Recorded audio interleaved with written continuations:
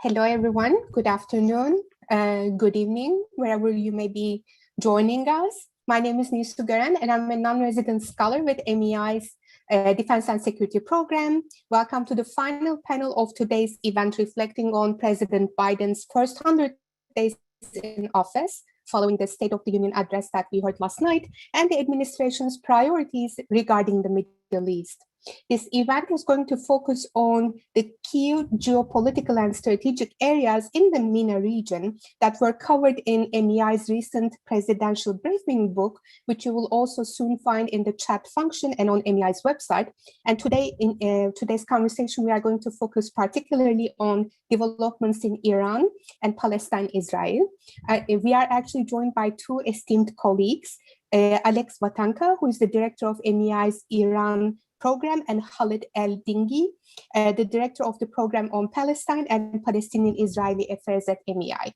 So each of our esteemed speakers are going to highlight the key issues in their respective regions, and they are also going to provide an overview of their recommendations that are also presented in the briefing book. And throughout our conversation, please feel free to use the Zoom Q&A feature to pose your questions, and we will make sure to address them in the Q&A session. First, I would like to turn it over to Alex for his introductory remarks on Iran. Alex, the floor is yours.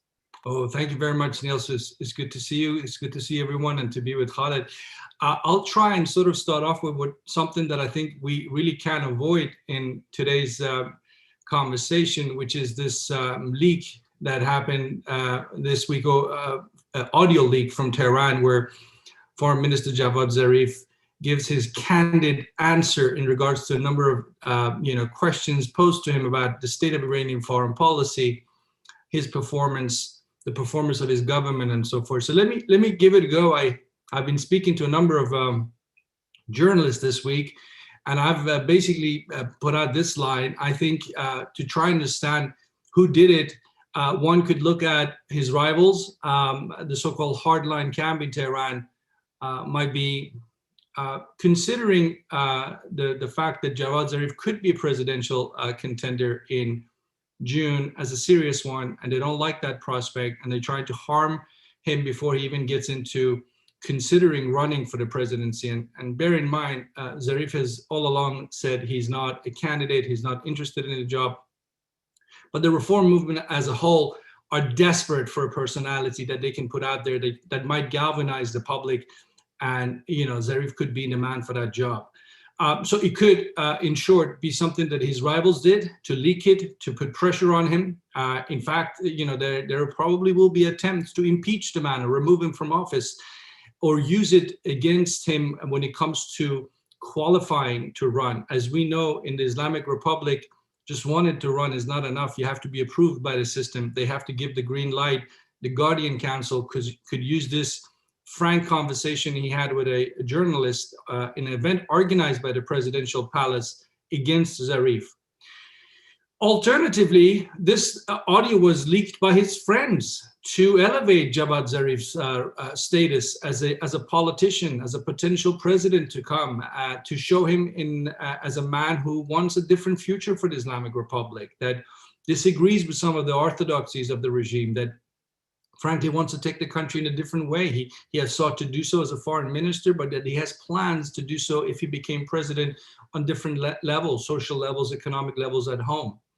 Or a third possibility here, that this whole thing is just a show, that Zarif is on it, that the office of the supreme leader and the Revolutionary Guards are on it, that this whole thing was manufactured by the regime as a way of giving the impression to the outside world that there is such a thing as political diversity in the Islamic Republic, and that there are hardliners and there are, so-called reformists and moderates, and that as Iran is negotiating the world powers in Vienna, that they should be mindful of this fact, and they should weaken the hardliners and empower the likes of Javad Zarif. Again, I have no way of knowing who exactly is behind this leak. It could be a different set of scenarios that one could point to as plausibly what happened. But it is really interesting, and I think fundamentally it puts the Iranian regime in a bad light. I'll get to that point in a minute, but it just basically shows you a country that is pushing ahead on the nuclear front has so little control over the policymaking process, which raises its own interesting questions about command and control overall. And those, I think, are legitimate questions to be asked. But let me say this, Nilsu, about whether this audio leak and this controversy that we surely will be hearing a lot more about in coming days and weeks, whether it will have an impact on the ongoing talks in Vienna. And to me, the answer is no. And I know what President Hassan Rouhani has said, and that this was an attempt to derail the nuclear talks. But I think, frankly, Rouhani has been a bit too charitable to himself. He knows he's one voice. He's as president, he's one voice. Javad Zarif is another voice. But they don't alone single-handedly decide those talks. Those people, Abbas Araghchi and the other Iranian representatives in Vienna, they're not independent actors. They're essentially messengers. And the most important source when they go back to Tehran to seek counsel from and to seek assurances from is the Supreme Leader Ayatollah Ali Khamenei. As long as Khamenei is on board, as long as he wants these talks to continue, and I see no signs why he doesn't want them to continue, then I don't think this Javad Zarif leak will have a serious impact. Although I'm sure it creates, fodder or reason to speak longer when it comes to the coffee break in the lobby at the hotel in Vienna. But seriously speaking, I think there's a bigger problem here that also one could point to when you listen to Javad Zarif's conversation, which basically the allegation, and he doesn't say it in so many words, but he does basically say there's one faction in the Islamic Republic that's rogue, that acts in its own interest, that does not care about the national interest. And that, I think, is the most explosive part of this conversation that Zarif had. Because if you do have a rogue element running around in the Islamic Republic, not on the margins, but having a profound role to play in policymaking, then one of the first questions you have to ask is even if Khamenei and Rouhani and Zarif all came to an agreement to sign a certain deal with the Western powers, how can anyone on earth be sure that the Iranian side can deliver?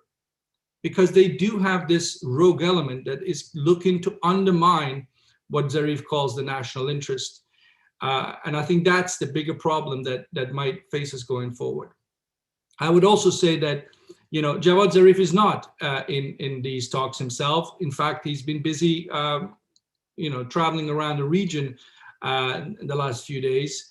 And those folks who are in Vienna are going to insist that everything they agree to is okayed by Tehran. I think someone like Abbas Araghchi personally would have to make sure that anything he signs up to or has Iran sign up to has the almost public approval of the Supreme Leader. That will be tough. The Supreme Leader doesn't want to say anything one way or another till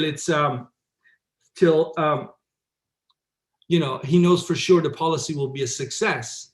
But that nonetheless still means that Abbas Araghchi and the team in Vienna need to make sure they don't become victims in all of this, because that's exactly how Zarif sees himself. Zarif sees himself as a victim of what happened in 2015. I mean, in this leaked audio, he keeps talking about being stabbed in the back by people back in Tehran. And I think that is a lesson for the Iranian team in Vienna. So they will make sure that as much of this, the process of negotiations with the Americans is put out there and shown to be blessed by Khamenei. That is their insurance policy, so they're not, blamed later on for having given too much away at these talks in Vienna. Look, a couple of other points. I don't want to speak too long. There's a schism. There's no doubt there's a schism in the Islamic Republic. I can point to recent fallout between President Rouhani and the head of the Supreme National Security Council, Ali Shamkhani. We've seen some of that spill out. But there's no, as far as I can tell, certainly, there is no deep split in terms of whether these nuclear talks should go ahead or not. Certainly, and no one is publicly making that argument. They might quietly try and undermine it, but nobody's really publicly making the argument. They raise all sorts of questions, whether the Americans are trustworthy, what the role of the Europeans and so forth, but nobody's really questioning the value of having these diplomatic talks. And that's because across the regime, everyone is in agreement pretty much that these sanctions, if they can be lifted, should be lifted. It's bleeding the country badly. I mean, I understand that there is something like $40 billion that the Iranians are hoping will be unfrozen. These are Iranian monies for export revenue that they have received, but are locked up in banks in places like China, Iraq, South Korea, and so forth. So, you know, what the Iranian regime as a whole, as far as I can tell, is hoping they can get is the billions of dollars, around the 40 billion that's been mentioned, sell more oil, and have some of these banking restrictions lifted. And then the big question for them becomes, then what? And that's basically what they failed to achieve last time they had a nuclear deal in 2015. They could have gone big in terms of using the nuclear deal of 2015 to make changes across the board, to de-escalate across the board, to speak to rivals in the region, to look for a longer term sustainable solution in terms of the diplomatic approach to the United States, but they didn't do it. And I fear something similar could happen again this time around, even if you have another revived JCPOA or revival of the 2015 deal. That's the big challenge for the Iranians. And if you believe what Zarif says, then as I said, there's a rogue element in the Iranian regime that does not believe this nuclear deal or the talks with the Americans is in their interest, and they couldn't care less about Iran's national interest. They have different interest in mind. I think I very briefly want to point out the June elections. We will be hearing a lot more about the Iranian presidential elections on the 18th of June. Are these significant in the context of the nuclear talks? I will just repeat what I said. No, Iranian elections are mostly a political show. I'm very cynical about this. They don't represent the views of the Iranian people. These candidates are all pre-cleared. They're all loyalists to the regime. Nobody's going to be able to run that has a different kind of a message to formulate. And already it's very clear that the Iranian system regime, the Guardian Council, the vetting agency that proves candidates or disqualifies them, they're out there making sure that very few people will be excited about registering to run. I suspect, you're looking at something similar, probably lower than the 40% turnout they had for the parliamentary elections in February of last year. I suspect that those figures were also inflated. So really, with participation rate of probably 15-20% of the Iranian people in elections, what is really profoundly happening is that this regime, for a long time, has been a theocracy, pretended to have a Republican component to it, but it's so much harder to pretend that there's a Republican component to it. Elections are really being seen by the average Iranian, from what we can tell, to be nothing but a waste of their time, because it means nothing. It doesn't shape policy. 2-3 other points, and I think I might turn to the region very briefly. What I think is a real sad sign in all of this is that as these talks are happening in Vienna, we've seen no indication that the Supreme Leader Ali Khamenei is taking it on himself to shape the debate going forward in terms of the American question. So he's very silent. For example, he has made no remark about, or so far hasn't said anything about the leaked audio and the allegation that Zarif makes about this schism within the Islamic Republic. He could have been acting differently. He could have been saying that it's time to put the bad blood behind us. It's time to take a different approach to the American question. To acknowledge that the United States, this Biden administration, wants to have a dialogue, a deeper, profound dialogue, but also believes at the same time you can't have a meaningful dialogue unless you broaden the conversation, and just limiting yourself to the nuclear context and a new nuclear deal is just not going to be sufficient.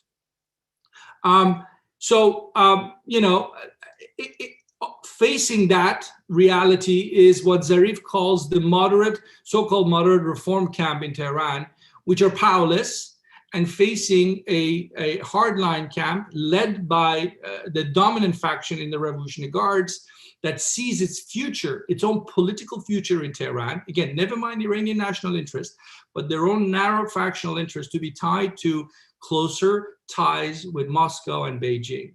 So they believe, and they constantly argue this point, that the world is changing, that Russia and China are the ones rising, Whether that's a fact or not, obviously, that's hugely debatable, but that is their perspective.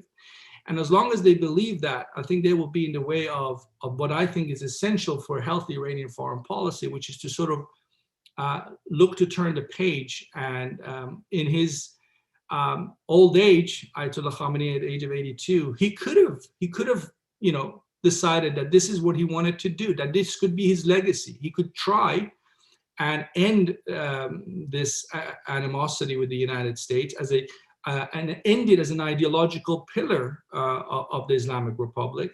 But he's made no effort, as far as I can tell, so far, and not even in this latest round of nuclear negotiations. Nilsu, very quickly, I know I'm speaking longer than I should have done, and Khaled is patiently waiting. I just point out on the regional level, the fact that these talks are happening between the Americans and the Iranians, and the idea of the possibility of a deal has certainly softened the attitudes in the region. We see that, you know, the news of the Iraqis brokering talks between Iran and Saudi Arabia. We had the interview by Mohammed bin Salman, the Crown Prince of Saudi Arabia, speaking differently about Iran just this week as a neighbor as opposed to an enemy. Different message from Riyadh.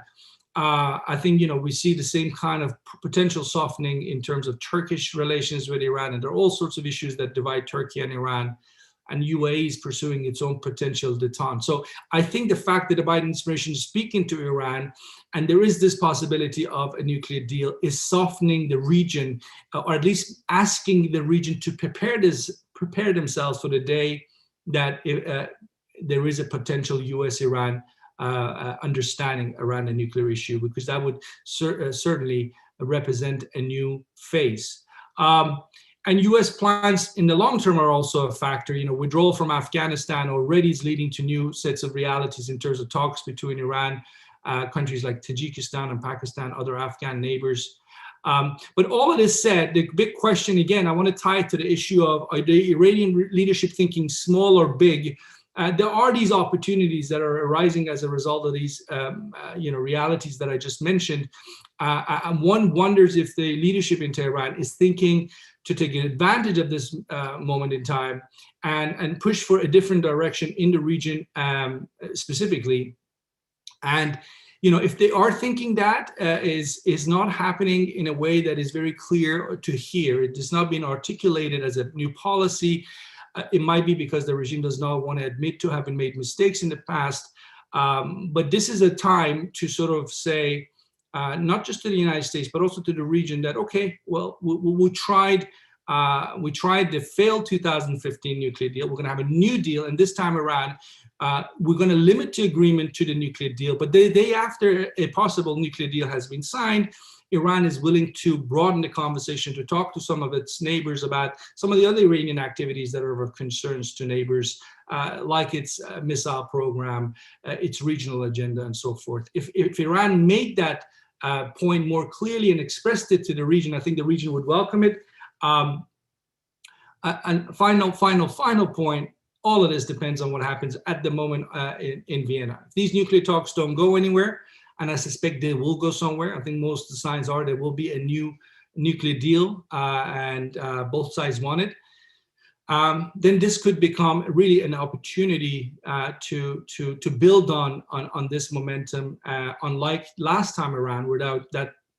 Certainly Tehran did not, in my estimation, and you could argue the US could have done better, build on that momentum. So this time around, the opportunity is there if there's a nuclear deal, but now we have to wait and see if they can figure out the details in Vienna. And Nilsu, thank you. I'll stop there. Thank you very much, Alex. And I have to mention your comprehensive opening remarks, I'm sure proactively answered several of the questions that our participants had in mind, but we do strongly encourage, of course, submitting your questions and answers. Completely appreciate your comprehensive approach of looking at the domestic politics, but also addressing the historic momentum that we have with the nuclear talks and what the implications for regional security will look like. And Khaled has a similar opportunity with the Abraham Accords, and looking forward to getting your opening remarks and perspectives from Palestine, Israel. Great, thank you, Nilsu, and thanks, Alex. I always enjoy hearing your insights. So let me just start sort of broadly by sort of laying out where the expectations are as far as the Biden administration's involvement in Israel and Palestine. During the campaign, the Biden team were pretty clear. They made some concrete promises throughout the campaign, mainly focused on their goal to roll back most of the most damaging aspects of the Trump policy or the Trump approach to Israel-Palestine, which was quite considerable in terms of damage. So they would reestablish a working relationship with the Palestinian leadership and engage on a bilateral level. They promised to reestablish bilateral assistance to the Palestinians. They said that while they wouldn't move the embassy back to Tel Aviv from Jerusalem, they would try to mitigate the disruption that it caused by reopening both the PLO office in Washington and the U.S. Consulate General in East Jerusalem. For the most part, they've been pretty clear that they were not looking to restart negotiations or any kind of diplomatic process, recognizing that the conditions were not right on the ground, but also because it's just simply not a foreign policy priority for this administration.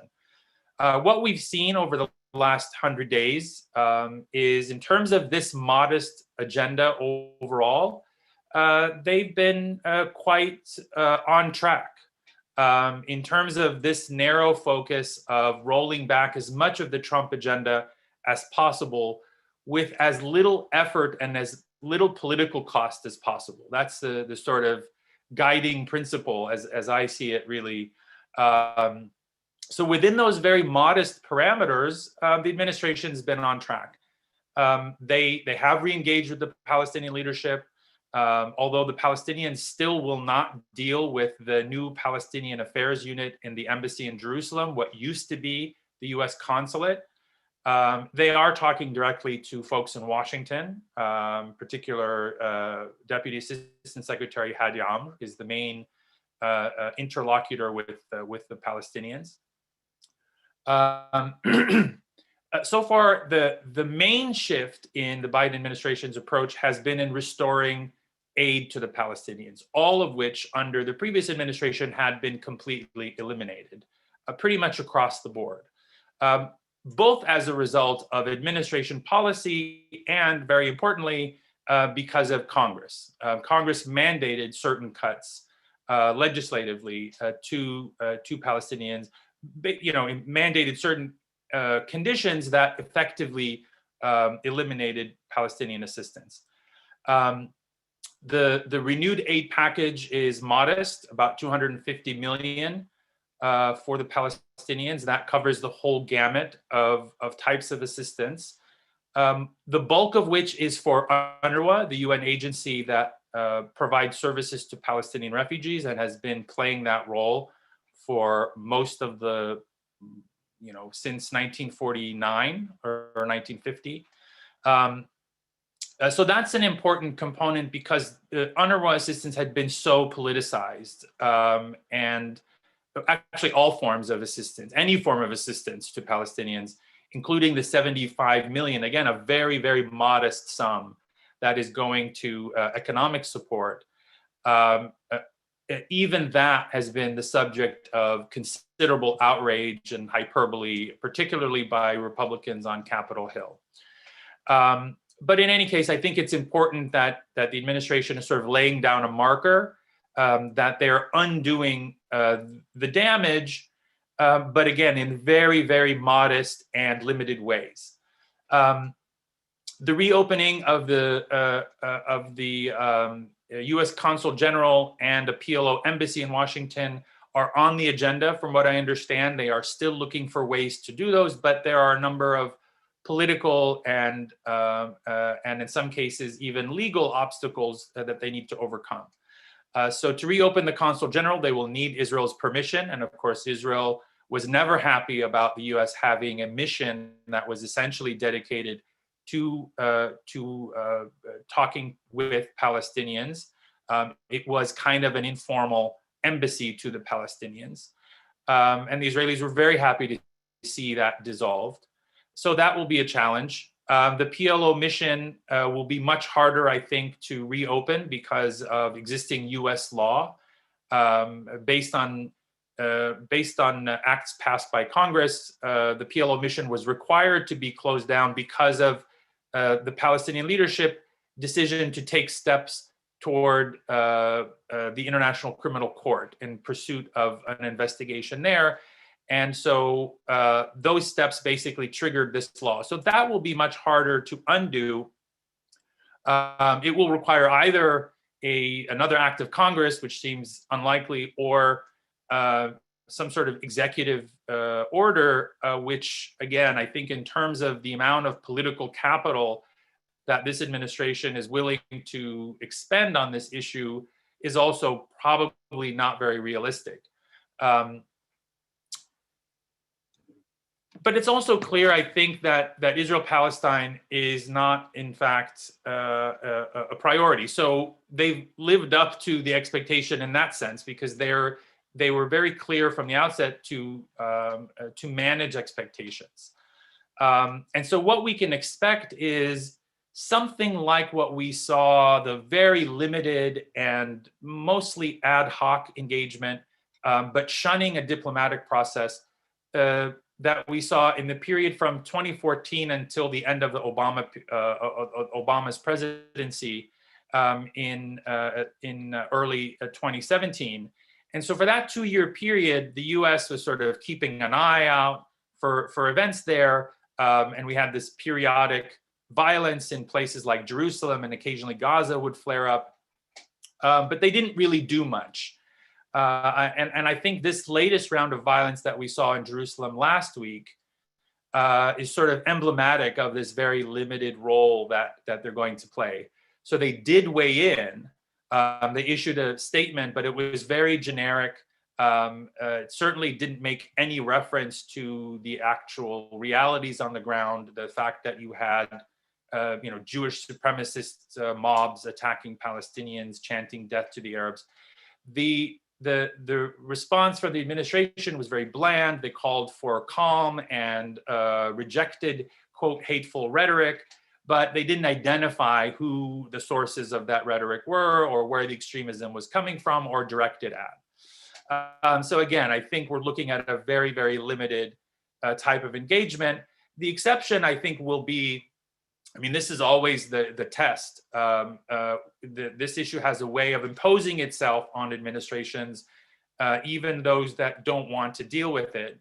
I think both Gaza and Jerusalem remain flashpoints that could easily lead to an escalation. We saw that last week, where even Gaza we saw the missiles coming in, sort of Gaza entering the fray. This happens quite frequently, where there's a spillover from unrest in Jerusalem into the West Bank and into Gaza, and vice versa. And so if we were to see something like another Gaza war, like what we saw in 2014, then of course the administration would have to get involved. But short of that, I think they're willing to tolerate a fair amount of instability and unrest that isn't, massive open warfare. So in terms of the way forward that we have laid out for this administration, we also recognize that the conditions are not right for any sort of meaningful diplomatic engagement. In fact, I think if they tried to push for negotiations, that process would almost certainly fail, just as it did in 2014 and 2010. Because quite frankly, the asymmetry between the two sides is even greater than it was when this peace process began in 1993. The Palestinian side in particular has been severely weakened, while the Israeli side is internally, of course, has a lot of dysfunction given its electoral stalemate. But vis-a-vis the Palestinians, really the far right and the pro-settlement movement is on the ascendancy and is feeling quite triumphalist. So what we're saying is that if this administration really wants to roll back some of the damage, then it needs to be at least as clear in support of its objectives as the previous administration was in trying to eliminate them, particularly with regard to a two-state solution. This can be done, I think, first and foremost at the declaratory level. We haven't heard a strong statement from this administration. They do at least acknowledge that an occupation exists, but again, it's a very low bar in terms of merely accepting reality. We haven't heard a clear call for an end to Israel's occupation the way we heard previous administrations, whether Obama, Bush, or Clinton. We also haven't heard an articulation in clear terms of the traditional terms of reference. The basic ground rules for the peace process, specifically UN Resolution 242, the inadmissibility of the acquisition of land by force, the applicability of international humanitarian law, specifically with regard to settlements and their illegal status, all of which were things that were targeted by the previous administration. And to undo them, they need to be, I think, articulated with the same level of clarity.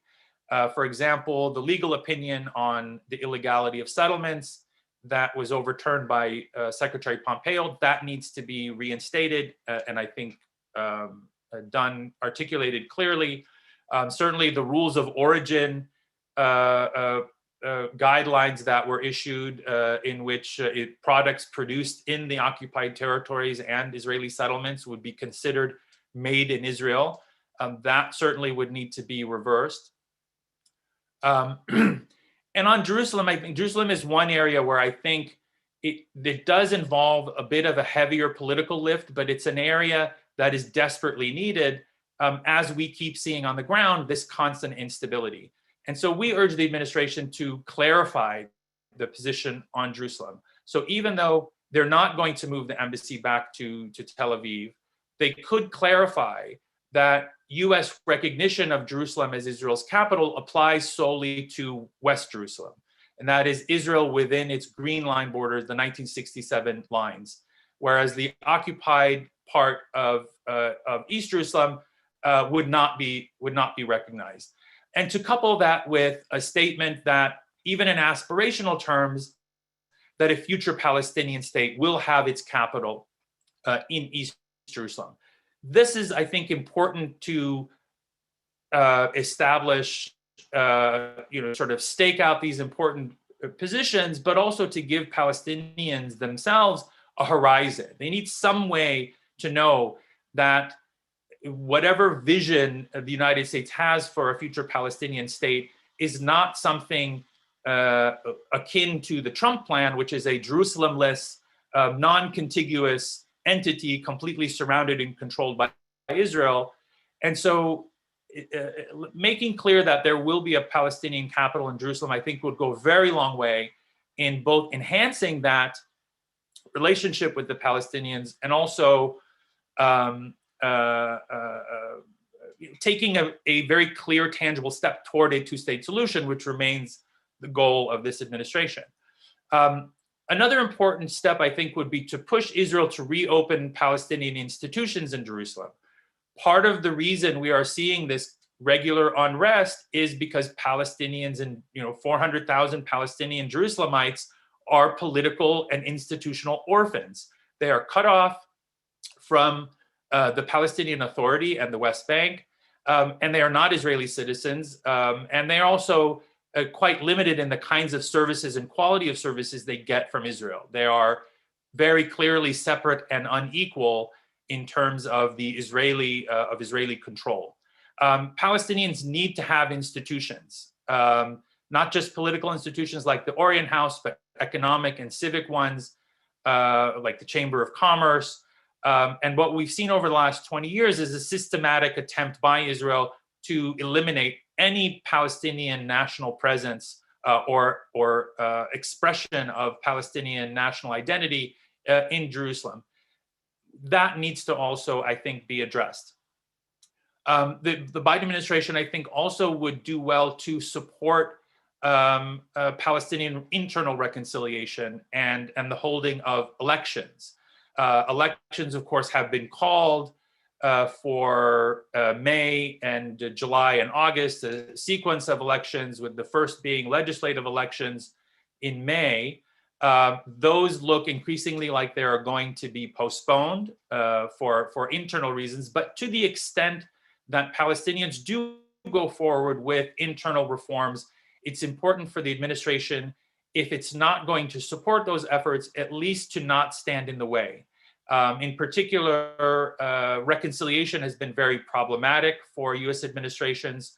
They have blocked those efforts in the past, largely because of Israel.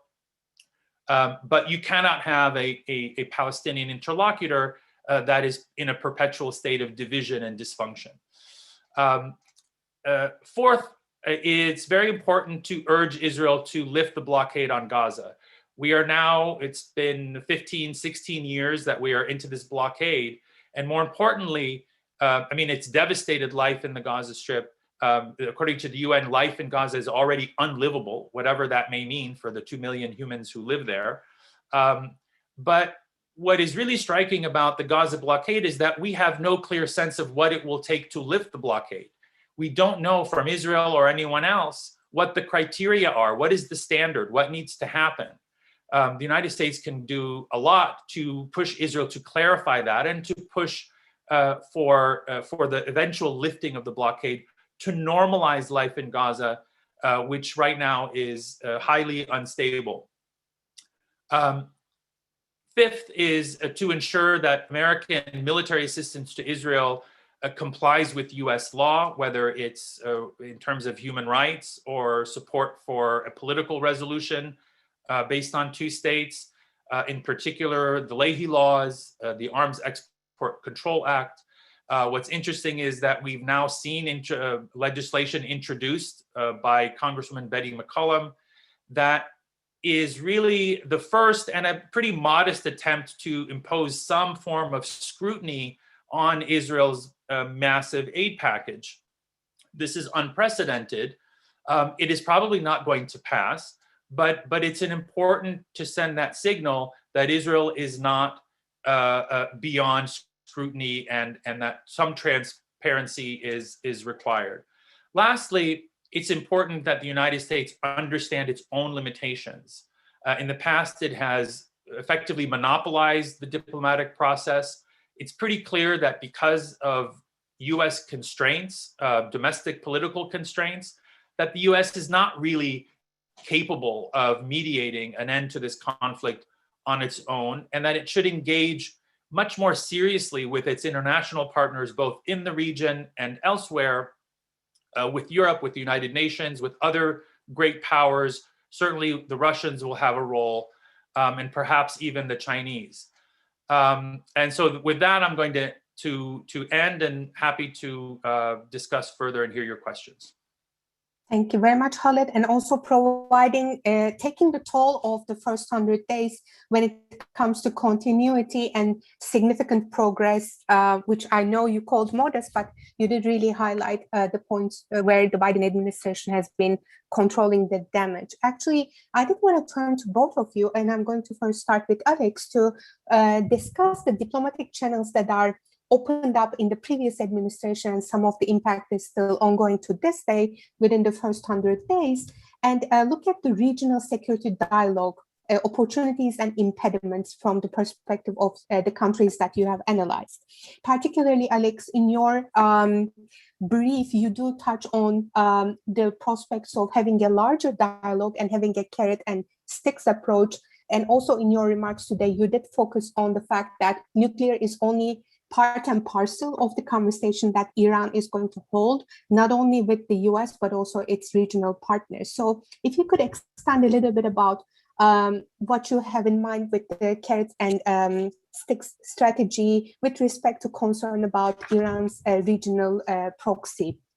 Yeah, thank you, Nilsu. I mean, look, in terms of channels of communication, what was established during the Obama administration and what's there now, obviously right now, the Iranians have as far as I know, up to this point, even refused to sort of have a face-to-face, just because the politics in Tehran doesn't allow you to sit down and talk to the Americans when you feel you might not get anything out of that conversation. So I think that is a problem. I alluded to it in my remarks. I think Ayatollah Ali Khamenei can change the narrative from the top. He can simply say, there's nothing wrong with having a conversation with a world power, even if we don't get anything out of it.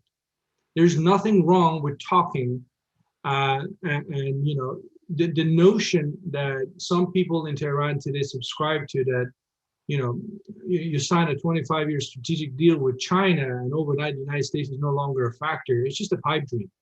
The United States is not just a global power, it happens to be the biggest power in Iran's immediate neighborhood. So when we talk about regional security architecture, could anybody seriously imagine a Middle East, a new Middle East security architecture right now being seriously contemplated with anyone where the United States does not have a role to play? I mean, it's as simple as that. It's accepting reality, and it's those sort of macro. I mean, I'm almost jealous of Khaled because he can get to the details and the sort of, you know, level that's down there on the ground and what needs to be done. When it comes to Iran-U.S. relations, we have to start far more at a macro level and saying, do you talk to the Americans or not? And Ayatollah Khamenei, I don't know what it is that keeps the man from sending that message out clearly, but he hasn't done so far. So, you know, I guess I touched on two of those issues that you asked about, but I just really think it's important for the Iranian leadership, if they can, and we don't know if they can do this, but if they can, to give the notion of what constitutes national interest another go. It seems to me that this is fundamentally something that are failing at arriving in terms of conceptualizing what is Iranian national interest.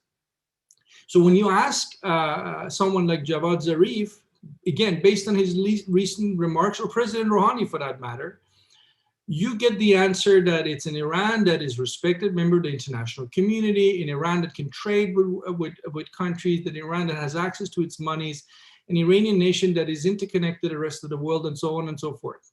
You ask the same question, what is Iranian national interest? And funny enough, you might even hear from the hardliners that there is no such thing as Iranian national interest. There's only such thing as Islamic interest. What is in the interest of the Islamic world? Which takes us to a whole different universe.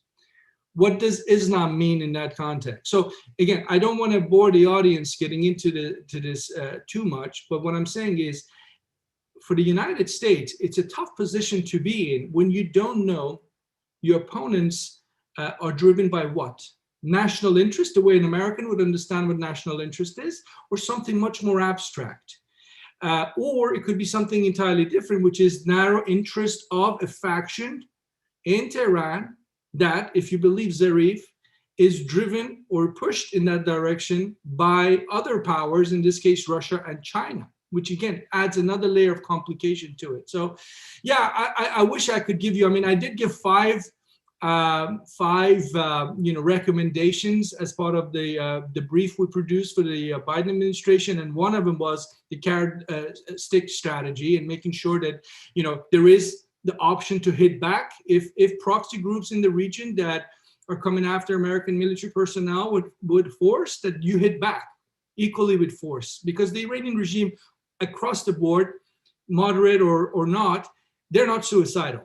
When you hit them, they take notice. So, I mean, that ought to be part of the arsenal. And I think the Biden administration has made that clear, that that's an option on the table. And I think that's a good thing, because it's good for the United States that Iran knows where the US red lines are. And it's actually good for the Iranian nation as a whole, because they're not interested in getting into a conflict that could slip out of control and become a bigger military conflict. So anyway, let me stop there and have you.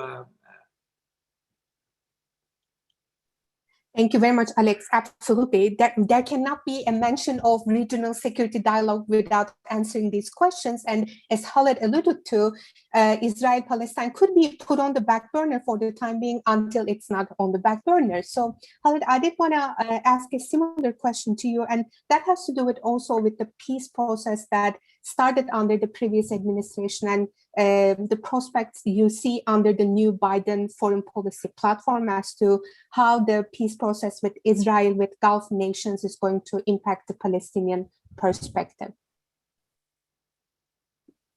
Thanks, Nilsu. It's a good question. So I would, first of all, hesitate to call it a peace process. What the previous administration was doing was, in a lot of ways, I think, circumventing a peace process.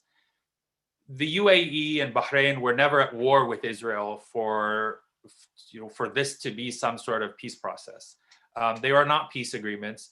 They are basically normalization agreements. They're agreements to establish normal bilateral relations between two countries, the UAE and Israel, between Bahrain and Israel, and other countries followed, Sudan and Morocco in particular. I think they're all very different in their nature, but I think the most important one really, they're all in some ways transactional, but the UAE-Israel agreement is genuine. I mean, in the sense that there is a real desire on the part of both countries to have not just a cold peace, but really warm relations, which is different than what we've seen with the Egypt-Israel peace treaty or the Jordan-Israel peace treaty. Even 20 and 40 years later, you still don't have real normalization between the peoples, and you don't have really warm ties. There is still a great deal of animosity in the Arab world in general towards Israel because of Israel's treatment of Palestinians. The UAE is a kind of outlier in that respect. The other agreements really are transactional. Sudan, in order to get off the terrorist lists, which is very critical for its faltering economy, and very delicate transition. It's unclear that a sovereign elected government in Sudan would embark on this type of normalization with Israel, or that it will even stick post-transition in Sudan. And of course, in the Western Sahara, in Morocco, what was on offer was simply too good to turn down. A recognition of Moroccan sovereignty over its own occupied territory in the Western Sahara was, classic quid pro quo and transaction. That said, in terms of the Palestinians, I see this trend as it's not only not conducive toward peace with between Israelis and Palestinians, it's actually, I think, in some ways designed to work against it. Certainly from the Israeli standpoint, reaching out and from the Trump administration standpoint as well. Their goals were clearly to circumvent the Palestinian issue, to marginalize the Palestinians, and eventually sort of force them out of weakness to acquiesce in whatever was being imposed from the outside in, including the Trump plan. But even at a more fundamental level, the fact that so many Arab states are embarking on this path suggests that they're not only turning their backs on the Palestinians, that's certainly part of it, but they're also turning their backs on a two-state solution. And so this is the Arab world saying, look, we have interests we need to pursue. We have a convergence of interests with Israel vis-a-vis Iran, vis-a-vis the regional order that we'd like to shape alongside Israel.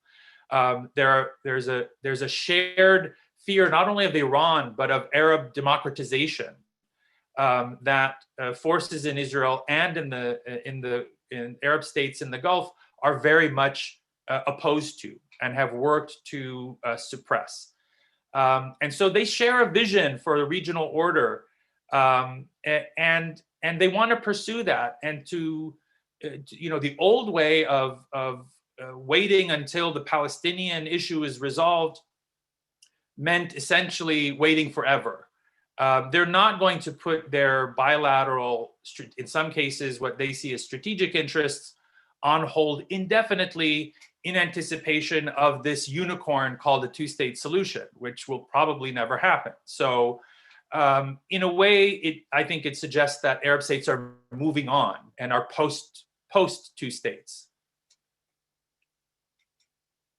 Thank you, Khaled. Absolutely. I think 2020 has proven that our traditional thinking about regional security was also to be tested with the social and economic realities that the global pandemic brought. So I did want to turn to both of you for your closing remarks and also give us a sense of the trends that you will be keeping a close eye on, because I realize, Alex, you particularly mentioned how the elections in Iran is going to be rather symbolic and may not be a major turning point when it comes to impact on the way the nuclear talks are going to be shaped and also the future of regional security dialogue with Iran.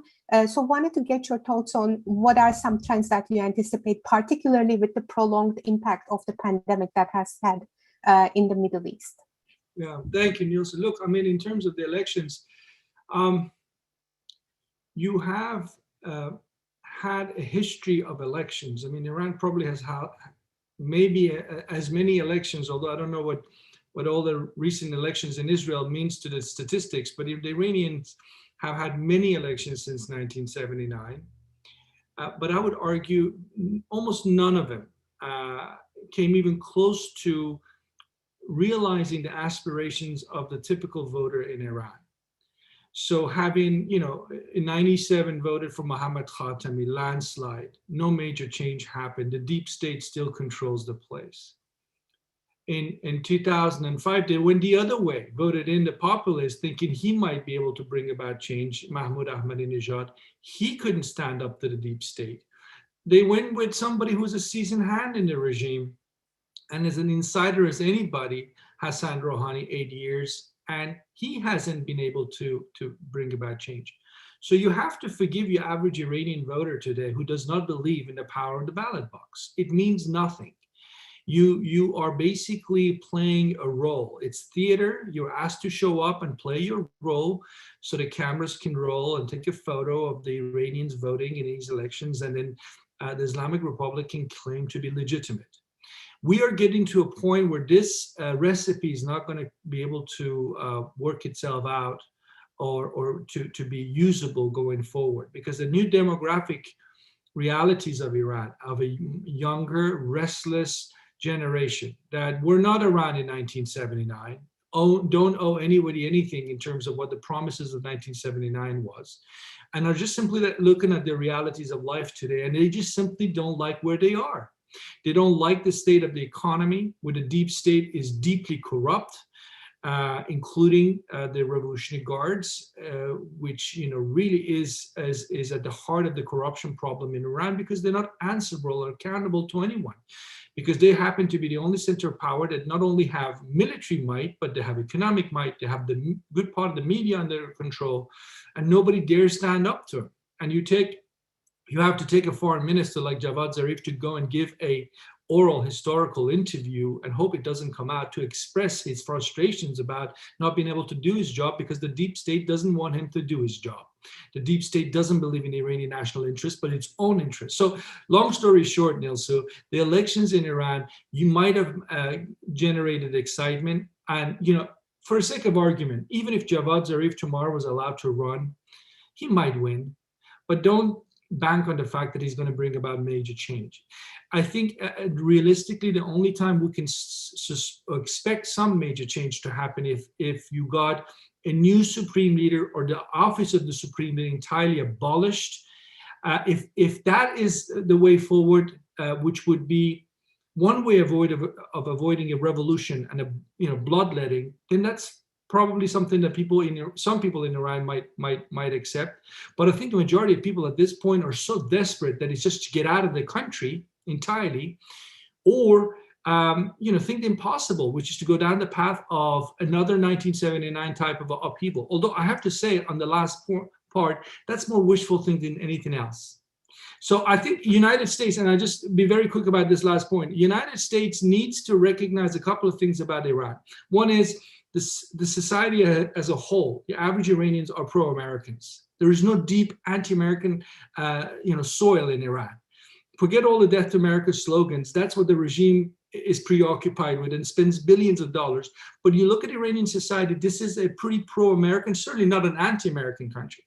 So don't lose sight of the Iranian people as part of your messaging. Even if you have a nuclear deal, don't give up on things like human rights of the Iranian people, and make that part of the conversation agenda going forward, and then kind of impose yourself or impose that on the debate going forward. And I think that works well for the future of US-Iran relations, and it certainly would do. I mean, I'm just listening to what President Biden said last night. It's a kind of foreign policy that America is an idea. Well, if you genuinely want to convey that message, you have to act on it. You can't just say it. You have to have policies that reflect that. And I'll stop there, Nilsu. Thank you very much, Alex. Let me turn it over to you, Khaled, for your closing remarks. Yeah, thank you.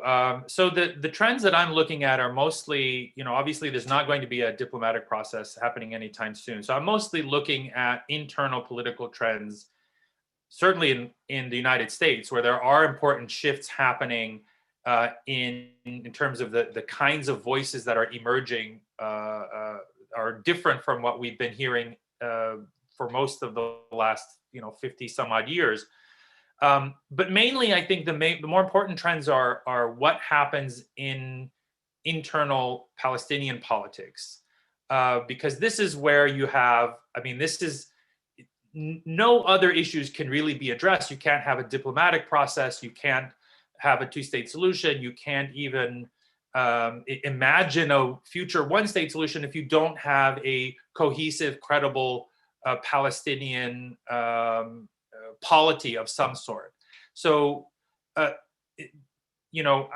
it's really what happens at the internal Palestinian level that matters. Will there be elections? What will those elections look like? Will they be rubber stamped for the status quo and sort of pre-engineered by the two main forces, Hamas and Fatah? Or will they be allow for genuine competition and allow a new generation to have a say in the political decision making? Those are open questions, but also more fundamental questions. What is the role of this body, the Palestinian Authority, that they're voting for? Is it more important than the PLO, the umbrella organization for all Palestinians? What should be the political address for the Palestinians, the PA or the PLO? Who should represent the Palestinians on the international scene? Who should represent them locally? How do you define the roles, the division of roles between the PA and the PLO? And ultimately, what is the goal? Is the goal one state? Is still talking about two states? All of these are open questions in Palestinian politics on which there is no consensus. And so really the Palestinians, I think, more than anything else, certainly more than looking to the United States or the outside world for diplomatic assistance, certainly I think a case can be made for humanitarian assistance and even international protection, given Israel's reluctance even to enforce laws, against violent extremists, Israelis. But in terms of diplomacy, the Palestinians really are going to have to rely on themselves. They're going to have to put their house in order. They're going to have to embark on a new consensus building process to answer these questions before we can move toward any type of resolution, two states, one state, or any sort of hybrid configuration. Thank you very much, Khaled. Alex and Khaled, you have been so insightful in providing not only great oversight into the domestic situation, the sociopolitical impact, but also what realistic progress we could have made in the first 100 days. And it sounds from your comments that we have a lot to tackle in terms of the next steps in those processes, and we will keep a very close eye on your studies and upcoming analysis. I would like to thank you both for your time and excellent remarks today, and also thank our audience for their attendance. I look forward to another event